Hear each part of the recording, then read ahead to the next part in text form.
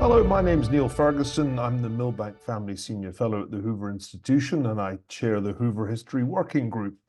We've been very fortunate indeed to have as our guest Peter Turchin, project leader at the Complexity Science Hub in Vienna, also research associate at the University of Oxford and an emeritus professor at the University of Connecticut.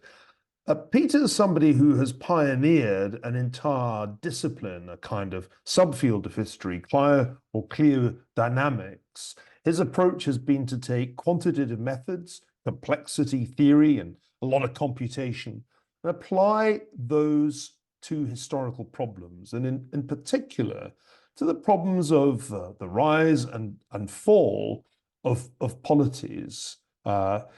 His books include Historical Dynamics, which was published back in 2003, War and Peace and War 2006, and most recently, End Times, which takes ideas that he's tended to apply to the distant past and applies them to the recent history of the United States. Peter, it's a great pleasure to have you here at the Hoover History Working Group. Welcome. And let me ask you a fairly straightforward question to give you a chance to set out your stall. How is it you think societies rise and then fall? What are the things that cause them to fall apart, whether it's in revolution or civil war? Give us a kind of reduced form version of your theory. Well, it's really is the question of social cooperation. So in my book, Ultrasociety, I devote quite a lot of space to it. The idea is that our wonderful large-scale complex societies, organized states, they're based on some degree of cooperation, especially between the rulers and within the elites, but also between the elites and the rest of us, the 99%. Now, put it in very general terms, as long as social cooperation is working well, the societies, the polities function well and can flourish. But when social cooperation breaks down, especially when the inter-elite conflict starts to take over, right, then that's when we get into trouble. We get dysfunctional governance and oftentimes collapse, but not necessarily. Inequality plays quite a big part in your theory, and I think if I understand it, it's rising inequality that is one of the warning signs of approaching trouble. Does that mean you're a Marxist in all but name, or is there something else that differentiates your view from the old 19th and 20th century theories of the Marxists? So inequality to me is not a driving force. I think you got it right. It's a very good sign or a proxy for processes that are undermining the social cooperation and undermining the functionality of our states. All right. So the actual drivers are, because think about it, inequality is not something that people can measure. You ask somebody in the streets, what's the Gini number of the United States? 99.9% would have no idea. No, what matters is what people feel on their skin. Now, for the great majority of the American population, especially the workers, all right, they know, they feel it in their bones that their lives are worse than their parents. So they feel that they're sliding down, they're losing out, all right? So the technical term for this in the theory that we have developed is popular immiseration, declining or stagnating living standards of the population.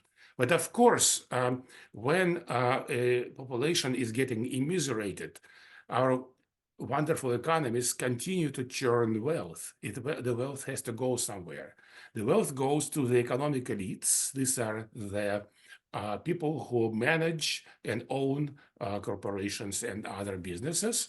All right, and as the time accumulates over the past 40 years, for example, the numbers of wealth holders, and especially uber wealthy, explodes. So, for example, the numbers of people with 10 million or more dollars in their wealth has increased by a factor of 10-fold over the past 45 years. And so that creates the problem, another problem that leads to what we call elite overproduction, but maybe I'll give you a chance to ask another question. Well, yes, you're queuing me up to talk about elite overproduction. You give the example of the mass production of people with master's degrees in business and law, and you show that they're a rising share of the US population. But in addition to elite overproduction, you emphasize elite fragmentation, which I guess is illustrated by the extreme partisanship of American politics today. So all of this seems to imply that the country that we're living in, the United States, is in danger of some kind of crisis. And you indeed, well before the fact, suggested that that 2020 might be another of those years when social political instability might spike as it did in 1870, as it did in 1920, as I think it did in 1970. And it looks like you were right. How worried are you about the United States in the 2020s? Should we expect this crisis to worsen? And what forms do you think it's going to take? Yes, I'm very worried. In fact, I became very worried when I started applying the historical lessons we learned from analyzing historical states as complex societies to the state in which I live, the United States. This happened during the 2000s, and in 2010 I published the forecast based on the theory which predicted that 10 years later we would get into crisis. And this was done in order to do a scientific test of the theory. All right. I'm not a prophet and I don't pretend to be one, but I am a scientist and I want to know whether theories work or not. And the best way to do that is to extract predictions from them and then test them with data. So when I saw the data, I was shocked back in 2010 because the United States looked like a very reasonable country, especially for an immigrant like me. I came from the Soviet Union. I left Soviet Union in 1977. All right, and I arrived actually what now in retrospect looks like the peak period of social cooperation and and functionality in the United States. And I didn't realize until I looked at the numbers how deep and persistent the problems are. So until we solve these drivers, this immiseration and elite overproduction, until we solve those drivers for instability, until we reverse them, I will continue to remain very worried. The only consolation I can offer anybody watching this video is that when I read your most recent book, End Times, I thought perhaps the same model could be applied to China. And I wonder if you saw that review and had any response to it. I remember thinking that in many ways, China has as big a problem with inequality and immiseration. It clearly has an overproduction of qualified young people. Indeed, it's so bad they've had to conceal the youth unemployment numbers. And I wonder if elite fragmentation is just around the corner. Do you think there's a possibility that, bad though the situation may be in the United States, it could turn out to be worse in China? Without doubt, the theory applies to China. In fact, the previous great cycle, the cycle of the Qing Empire, we recently published an article, and it was amazing how all the data lined up the way that theory predicts. However, keep in mind that there is a certain rhythm to these periods, these end times. China has experienced a period of one century of national humiliation from 1850 to 1950, roughly speaking. So by 1970s and 80s, it has just started coming out of it. And it is yet not in, it has not yet accumulated all the negative trends. Remember, for example, United States, we are now in crisis, but the crisis started, the trends, negative trends, are traced back to late 1970s. All right, it takes time for all this to develop.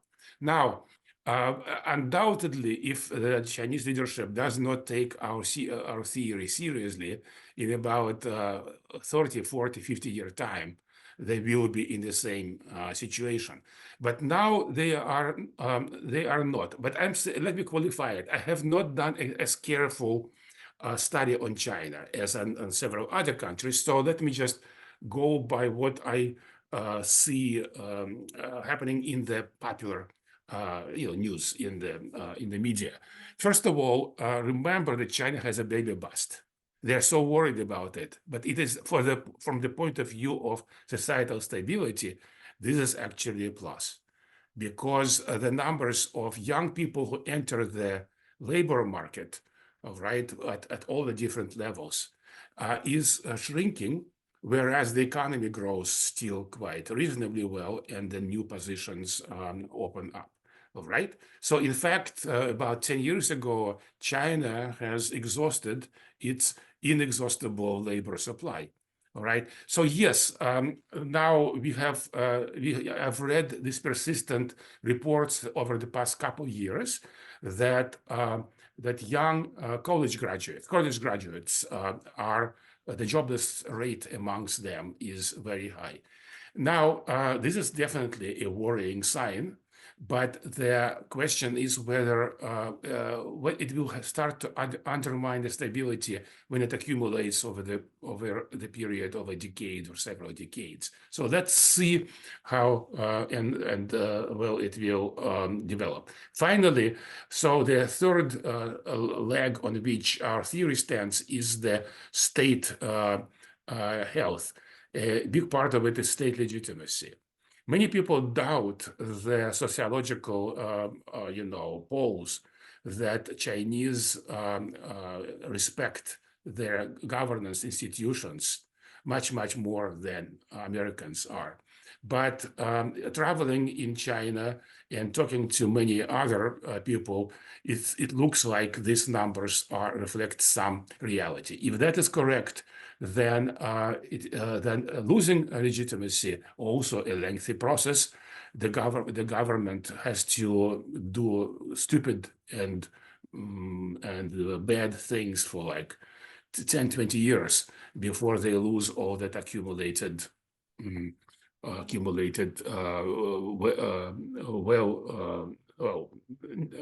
well-wishing from the population. All right. Again, I'm just telling you, I'm looking at the different aspects of the theory. Some of them don't look so good, but others look better. Well, Peter, it's been a real pleasure to talk to you. I don't know of any scholar working certainly in the field of history more ambitious than you and producing more interesting and wide-reaching findings. The most recent book, End Times, came out last year, and I highly recommend it, though it won't make you sleep any easier. The paper that we just heard Peter present at the Hoover History Working Group, Cliodynamics of End Times, Elites, Counter-Elites, and the Path of Political Disintegration. If things go to hell in a handcart, you'll know that Peter saw it coming, not as a prophet, but as somebody who applies cliodynamics, quantitative methods to the processes of historical change. Peter Turchin, thank you so much for joining us. And I'm not sure I look forward to the next book, if it's as frightening as the last one, but I'm sure I'll learn a lot from it. Thank you very much, Neil. And I have also learned a lot from your books. So it's a pleasure to talk to another author and hear such praise from you. Thanks so much.